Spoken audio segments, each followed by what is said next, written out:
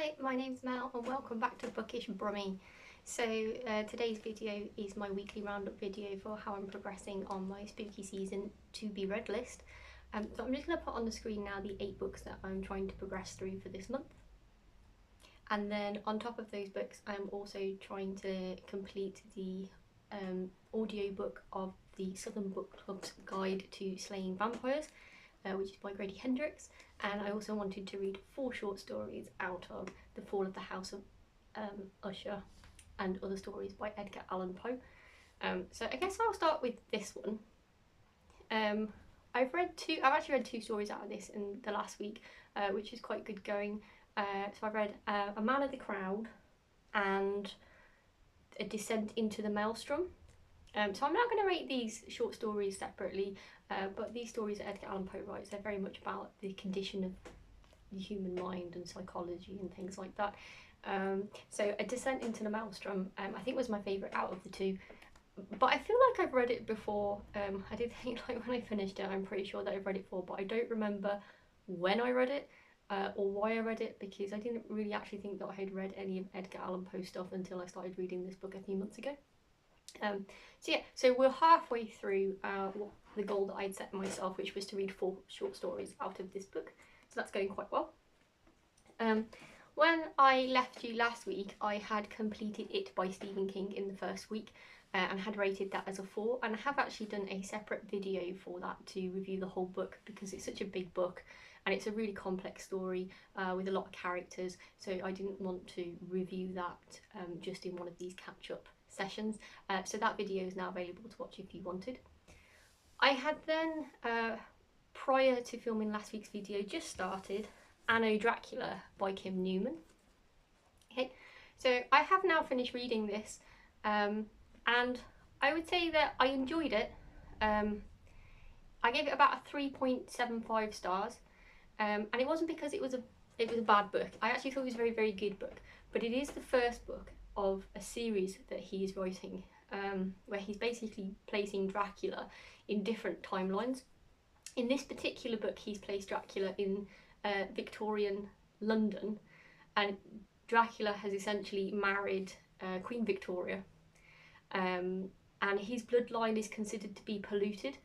So that bloodline is now going around London, and essentially the residents of London are now transforming into vampires with a polluted bloodline. So there's a bit of a, what would you say, like a bit of a fight going on between what's called warm-blooded people who are not vampires and then the newborns, which are the vampires, although the main gist of the storyline is actually Jack the Ripper. That's going on in the background. Jack the Ripper is killing vampire women, so they're trying to solve who the Ripper actually is. The story itself is quite simple. It's not that hard to follow, like the storyline of what's going on with Jack the Ripper. What is difficult about this book is the sheer amount of characters in it. In every single chapter, you feel like he's name dropped like another 10 people who are currently in London society.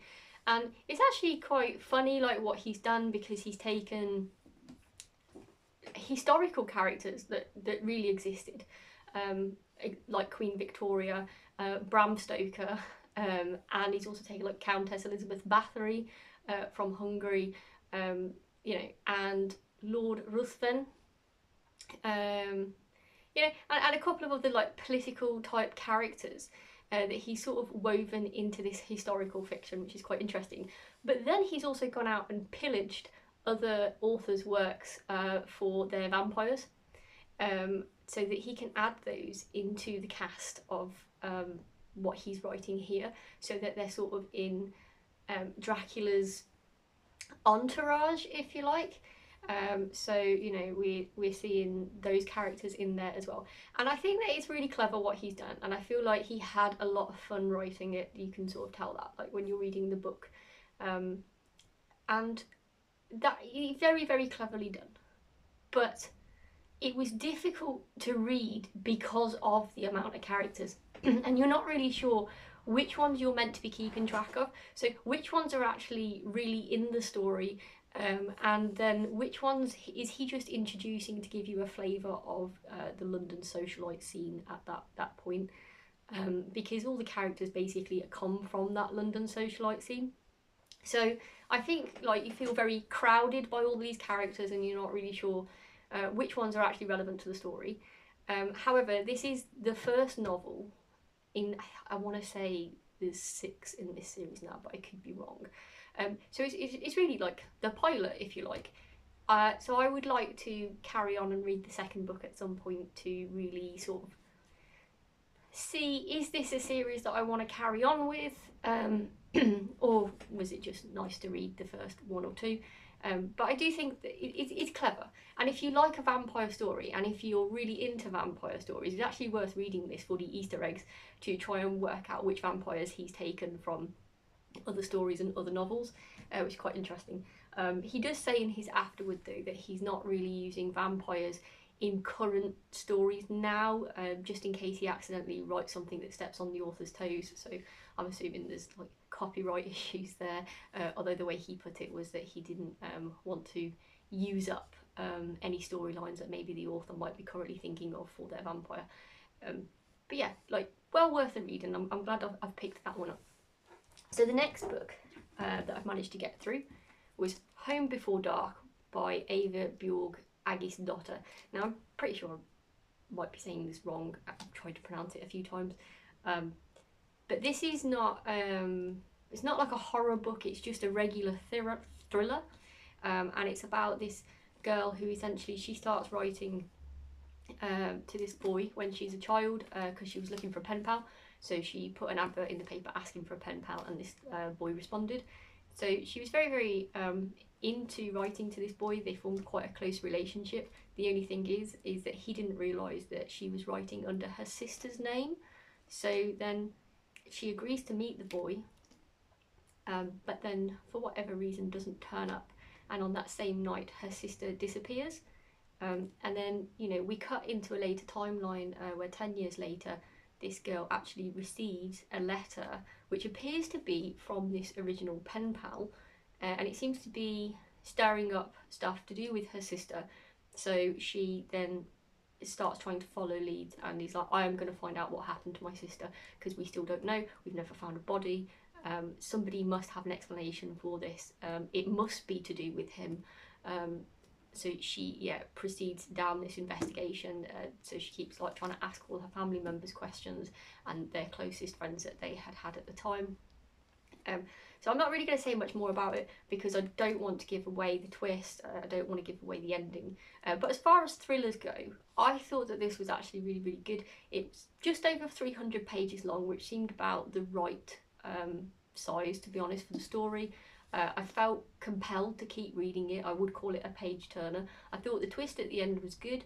I'm not entirely sure that the character was that likeable, but she did grow on me, I think, throughout the story. So I would give this a 4-star. I think it was well worth a read. So yeah, I'm really glad I got that out on my subscription from Goldsborough Books. Now, I've been quite prolific this last week in reading, and I've even managed to read Joe Hill Heart-Shaped Box. Now, I'm saving this one to the end because I feel like I have a fair bit to say about this. I rated this about a 3.25 star. I had high hopes for this book. I thought the premise of it sounded really good. So basically, this guy, Judas Coyne, he's a rock star and he collects all kinds of crazy memorabilia, like skulls, he's got a snuff video, a bunch of other creepy things, and essentially he gets a phone call asking him does he want to buy a ghost, which seems to be attached to a suit, and it's the ghost of an old man. So he says yeah, sure, and doesn't buy it now on this website, which is a little bit like eBay, and he gets this suit delivered to his house, and sure enough attached to it is this old man who's a ghost. Now, it doesn't really tell you on the back of the book sort of like where the story's sort of going after that. So the original premise, like this bit, it sounds really, really good, but there needs to be obviously a little bit of substance. Just okay, well now he's got a ghost, like what's going to happen? And this is where I feel like the book sort of fell down a little bit.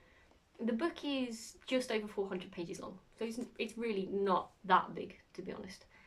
And it felt like it was dragging in the middle. I felt like I was having to sort of read through loads of really, really boring bits, and it just sort of felt like, can we just get on to what the story is going to be here? It just felt like he was floating around his house with this ghost after him for quite some time before they sort of moved out of the house and decided to go elsewhere. And I still wasn't, you know, really entirely sure like what the story was meant to be about. And I think some of my other issues with the book was his portrayal of the female characters and the mental health problems that they had. The women in this book are like highly sexualized, and in some instances I don't really see what it adds to the story, like why he's doing that. He's talking about one of the characters, Anna. She has severe depression by the look of it. But he's talking about how the character Judas like left the house, and then she was caught running down the road without pants on but had a t-shirt on. And by pants I mean like the English version of pants, like underwear. No trousers, no underwear, just a t-shirt. And she's like running down the road, screaming and crying, looking for him. And she's like, oh, I didn't know where you'd gone, you know, and I was worried. And, you know, I was sitting here thinking, okay, so if she's really highly depressed, that might sort of indicate why she can't dress herself properly, but then she probably wouldn't have had the energy to go for a run down the road in the traffic. So it doesn't really make sense. It just kind of felt like the author had used it as an excuse to describe her near nakedness again. And the women in this book are always like waif thin, yet they're mentally quite ill. They don't eat enough, but they're always described as waif thin, and he always beautifies the way they look, and then the way he dresses, and they're always like highly sexualized. And I just didn't see what it added to the story, to be honest. It didn't feel like there was much depth really in these female characters. I thought he could have done a better job than what he'd done. And I think that the other problem I had is the actual main character, Jude. I really didn't like him. He was so unlikable. I had no sympathy for him. And then also, you know, at the end of the book, I didn't care whether he lived or died, if I was honest. I just felt sorry for the women that were sort of around him. So, yeah, the idea was okay. The ending was okay. I thought that was quite original. He'd done that quite well, but I just think getting from the beginning opening, which was quite good, of I've Bought a Ghost, to the ending as it was quite a long, arduous journey. You know, and maybe it shows that this is his first book. As I understand, this is actually his first full novel, which he wrote in the beginning of the book. So I think obviously it's worth giving him another go. He's done quite a few novels since, so he may have settled into writing a bit better. But my main disappointment was I just didn't think that the execution was really there, and I was expecting, you know, better. And I don't think if a book is only 400 pages that I should feel like I'm having to slog through it, because 400 pages is just not a lot really. I felt like he could have cut out 50 to 100 pages out of this book and maybe had it about 300. So yeah, that's what I think of the 3 books that I've read this week, and then the short stories that I've read. I've also been listening, as I said, to the Audible version of the Southern Book Club's Guide to Slaying Vampires, and I'm nearly at 50% through that now. And I have to admit, this is a bit of a slog as well. Like I'm nearly 50% through the story, and all I've really managed to establish in this story so far is that they've got a dodgy neighbour, and some kids are going missing in this one particular area called 6 Mile. I was expecting a bit more, and the fact that it's called the Southern Book Club's Guide to Slaying Vampires, I sort of had an impression that the whole book club was involved in doing something together, whereas this really at the moment at the 50% mark seems to be about one character in particular. Maybe the book club will get involved later on. I'm going to continue with the book because, you know, I'd see it to the end. I mean, it's not terrible. I've listened to worse things, and the narration is fine. The narrator is quite good. I'm enjoying the sound of her voice. I'm just finding that the story is sort of lacking so far. Now sometimes, like when you listen to an audiobook, it can be completely different when you listen to it on audio compared to if you actually read the book. So I am sort of inclined, after I have finished listening to this, that I might try and get a copy from the library and actually read the book and just see if there's any difference in my enjoyment or my understanding of the story. But so far, yeah, the Southern Book Club's Guide to Slaying Vampires is not entirely doing it for me, but we'll see where I am next week with it. So I've done quite well in the last week. I've read quite a bit, which was a surprise to me because I was actually quite busy on some days, so I didn't think that I would get through as much as I did. But that does mean now that I've got I've got 4 books left to pick from for this month, and I haven't yet actually started reading another one. So I've still got Alice by Christina Henry, Interview with the Vampire by Anne Rice, Sleep Donation by Karen Russell, and Pet Sematary by Stephen King. So I think I'm going to start next on Stephen King's Pet Sematary. I feel after the disappointment of the Joe Hill novel, I really want to read something which I'm almost certain I'm going to enjoy, and I've never not enjoyed a book by Stephen King. I will get into this one next and just see if I can reverse the book fatigue that I feel after reading The Heart-Shaped Box. And then, as I'm doing so well, we've got just over 2 weeks left of October now for me to get through those 4 books. Now I am quite busy again next week, so I don't know how much reading I'm going to get into, but I'm going to also have a stretch goal, I think, and if I manage to get through all of those books and I still have time to keep reading, then we might move on to the second Anno Dracula, which we've got, which is called The Bloody Red Baron. So it seems sort of apt that I carry on with this series during spooky season. So yeah, it's been a really good last week.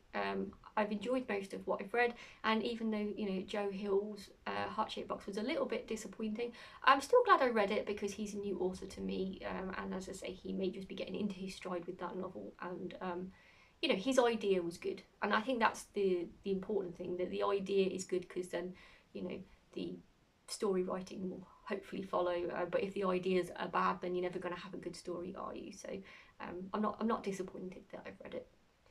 So anyway, I hope that your reading has been going well for the last week, and that you're also enjoying any to be read pile goals that you've set yourself, or maybe you're just mood reading and picking up anything that takes your fancy.